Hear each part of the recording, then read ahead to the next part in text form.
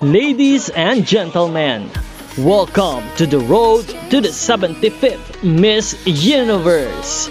This year, the competition takes center stage in beautiful Puerto Rico.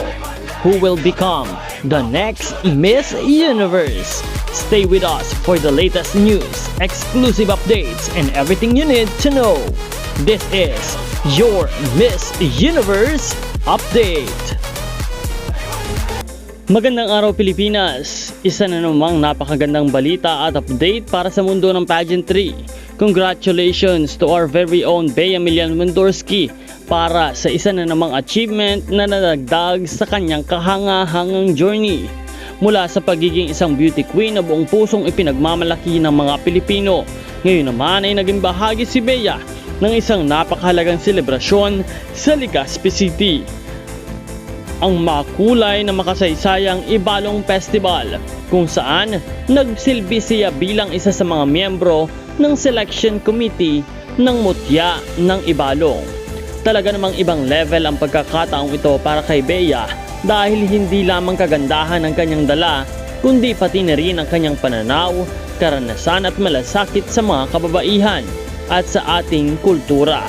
At isa sa magabing puno ng kagandahan, kultura at advokasya, mulang pinatunayan na ang pageantry ay hindi lamang tungkol sa corona at sash. Ito ay isang plataforma upang magsalita, mangarap at maging boses para sa isang mas magandang mundo. Kaya naman congratulations Bea, isa na namang achievement ito na tunay na dapat ipagmalaki. Siyempre, congratulations din sa bagong mutya ng Ibalong, pati na rin sa lahat ng 20 kandidata na buong tapang na ipinakita ang kanilang ganda. Muli, congratulations to our very own Bea Milian Wendorski, our Miss Universe Philippines. Nawa ay patuloy po natin siyang samahan sa kanyang journey at patuloy na suportahan sa Miss Universe 2026 competition. Samahan niyo po ang ating channel sa pamamagitan ng inyong pag-subscribe dahil patuloy po nating bibigyan ng suporta at pag-abang ang lahat ng mga ganap ng ating beauty queen.